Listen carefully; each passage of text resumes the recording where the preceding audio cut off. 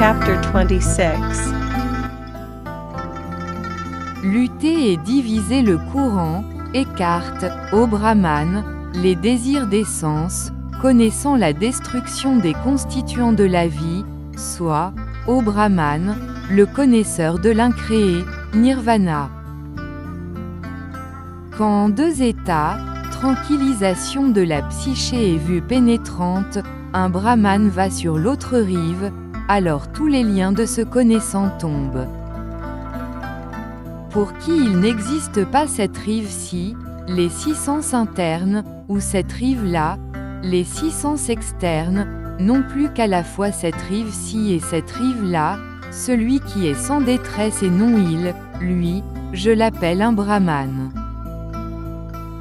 Celui qui est méditatif, sans tâche, et fixé, celui qui a fait son devoir et est libre de purulence, celui qui a atteint le plus haut but, lui, je l'appelle un Brahman.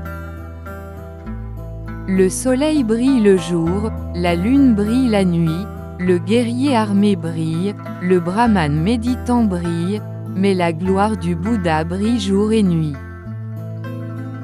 Parce qu'il a écarté le mal, il est appelé un Brahman, parce que sa conduite est équilibrée, il est appelé un Samana, puisqu'il a renoncé à ses impuretés, il est appelé un en aller, Pabejito. On ne doit pas frapper un Brahman, non plus ce Brahman ne doit pas donner libre cours à sa colère contre celui qui le frappe, honte à celui qui frappe un Brahman, plus grande honte sur le Brahman qui donne libre cours à sa colère. Pour un Brahman, cette non-revanche n'est pas de petit avantage, quand le mental est sevré des choses chères, et que l'intention de blesser cesse, c'est seulement alors que la souffrance s'apaise. Celui qui ne fait aucun mal par le corps, la parole ou le mental, celui qui est contrôlé en ces trois modes, celui-là je l'appelle un Brahman. Celui qui est parfaitement illuminé est à aider à comprendre le Dhamma, celui-là devrait être honoré et vénéré, comme un Brahman le feu sacré. Ce n'est pas par le tressage des cheveux ni par la famille ni par naissance que l'on devient Brahman, mais celui en qui existe à la fois la vérité et le Dhamma, il est pur, il est Brahman. Pourquoi ces cheveux tressés, ô homme sans intelligence? Pourquoi ce vêtement en peau d'antilope? Intérieurement vous êtes plein de passion, extérieurement vous vous parez. La personne qui porte des robes trouvées sur les tas des ordures, qui est maigre, dont les veines sont apparentes, qui médite seule dans la forêt, celle-là je l'appelle un Brahman. Je ne l'appelle pas un Brahman, simplement parce qu'il est né ou issu d'une mère Brahmane, il est simplement, monsieur, s'il a conservé les obstacles, mais celui qui est libéré des obstacles, libre d'attachement, lui, je l'appelle un Brahman.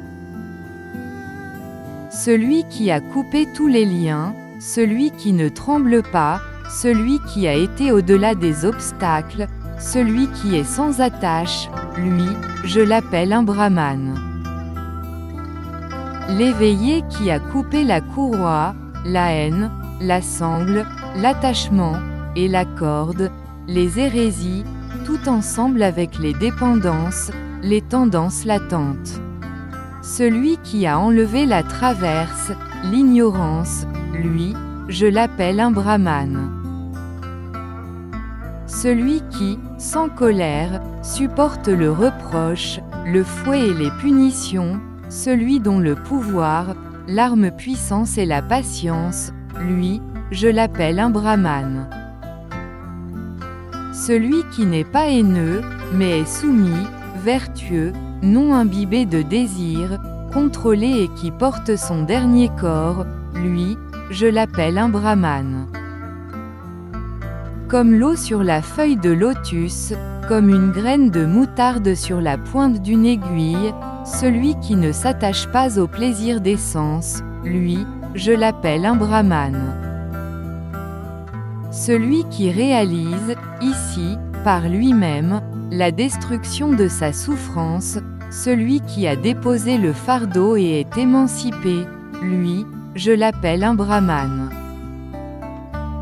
Celui dont la connaissance transcendante est profonde, celui qui est sage, celui qui est habile dans la voie et la non-voie, celui qui a atteint le plus haut but, lui, je l'appelle un brahmane.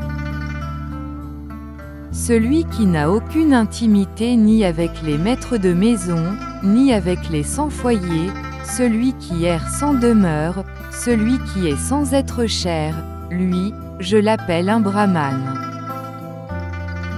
Celui qui a laissé le gourdin et ne frappe plus, soit faible soit fort, celui qui jamais ne tue ou n'est cause d'un meurtre, lui, je l'appelle un brahmane. Celui qui est amical parmi les hostiles, celui qui est paisible parmi les violents, celui qui n'est pas attaché, lui, je l'appelle un brahmane. Celui en qui la convoitise, la haine, l'orgueil, le dénigrement, sont tombés comme une graine de moutarde de la pointe d'une aiguille, lui, je l'appelle un brahmane. Celui qui prononce des paroles aimables, instructives et vraies, celui qui ne fait offense à personne, lui, je l'appelle un brahmane. Celui qui dans le monde ne prend rien qui ne soit donné, que ce soit long ou court, petit ou grand, agréable ou sordide, lui, je l'appelle un brahmane. Celui qui n'a pas de désir pour ce monde ou le prochain, celui qui est sans désir et émancipé, lui, je l'appelle un brahmane.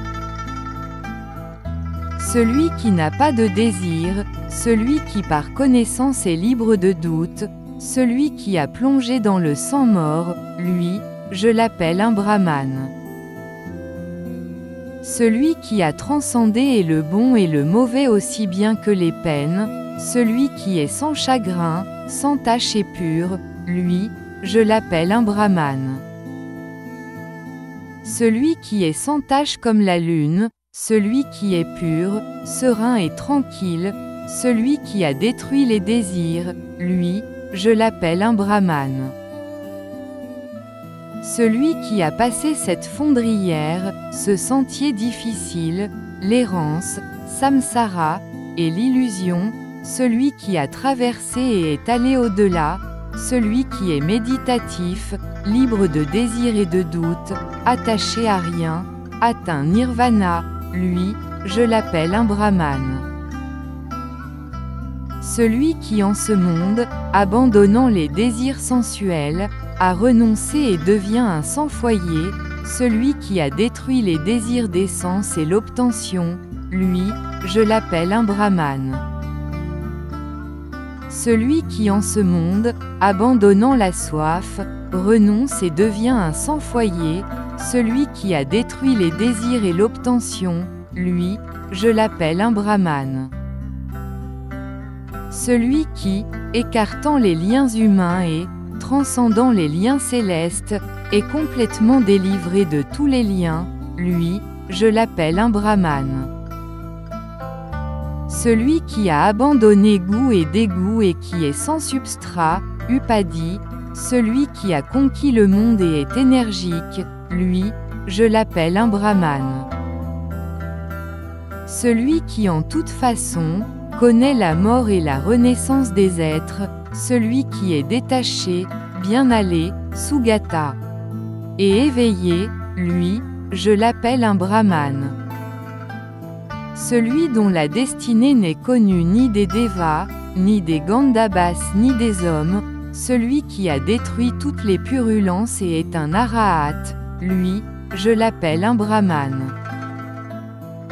Celui qui n'a pas d'attachement pour les agrégats qui sont passés, futurs ou présents, celui qui est sans attachement ni convoitise, lui, je l'appelle un brahmane. Le sans peur, le noble, le héros, le grand sage, le conquérant, le sans désir, l'éveillé, lui, je l'appelle un brahmane. Le sage qui connaît ses anciennes demeures de ses vies antérieures, qui voit les cieux et les enfers, qui a atteint la fin des naissances, qui avec une sagesse supérieure s'est parfait lui-même, qui a achevé la vie sage, la consomption totale des passions, lui, je l'appelle un brahmane.